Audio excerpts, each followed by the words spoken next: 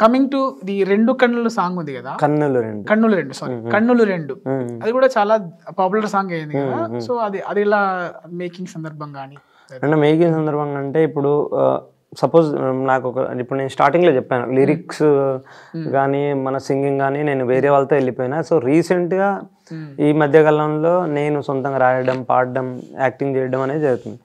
So before ఏంటంటే మనకు మామూలుగా లిరిక్స్ కలెక్ట్ చేస్తున్నప్పుడు ఇప్పుడు మనం వేరే వాళ్ళతో ఇంటరాక్ట్ అవుతున్నప్పుడు మనకు వాళ్ళకు లైనప్ అంటే ఫుల్ఫిల్ సాంగ్ ఇస్తారు. సపోజ్ మనకు లిరిక్ దగ్గర ఒక సాంగ్ మొత్తం ఇచ్చేదానికి.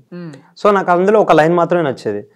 సో ఈ లైన్ నుంచి వేరే డెవలప్ అవ్వాలి అంటే వాళ్ళు చేయలేకపోయేది. సో అప్పటి నుంచే ఎందుకు చేయట్లేదు, ఇది సింపుల్ కదా, ఇక్కడ నుంచి ఇటు రాసుకోవచ్చు కానీ నాకు అప్పటి నుంచే లిరిక్స్ రాయడం అనేది స్టార్ట్ అయిపోయింది మెల్లిగా.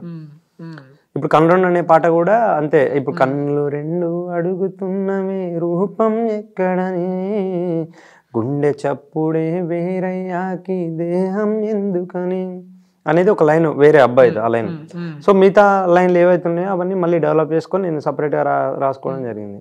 సో అట్లా ఇప్పుడు మనం ఇచ్చేది ఏదైతే మన ఇంటెన్షన్, ఆ పాట సెలయేలు అనే పాట ఇలాగే ఉండాలి, ఇట్లానే ఉండాలి, ఇక్కడ నుంచి అమ్మాయి ఇటు పోవాలి, ఇల్లు ఉండాలని చెప్పినా అతను ఆ కవిగా అతను రాసింది కాబట్టి దాన్ని ఫుల్ఫిల్మెంట్గా నేను చేసుకోగలిగిన.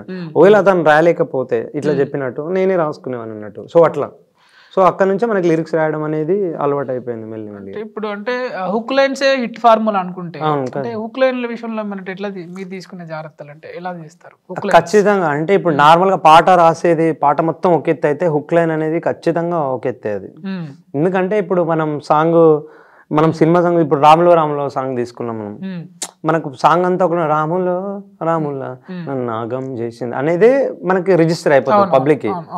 ఇప్పుడు మన బుల్లెట్ బండికి సాంగ్ కూడా అంతే, నీ బుల్లెట్ బండికి వచ్చే అంటే పాట మొత్తం ఎవరికి గుర్తుండదు. సో హుక్ లైన్ అనేది గుర్తుంటది. సో హుక్ లైన్ అనేది చాలా పాత్ర కీ రోల్ పోషిస్తుంది ఒక సాంగ్ లో. మాక్సిమం దాని మీదే వర్క్ ఎక్కువ ఉంటుంది. So love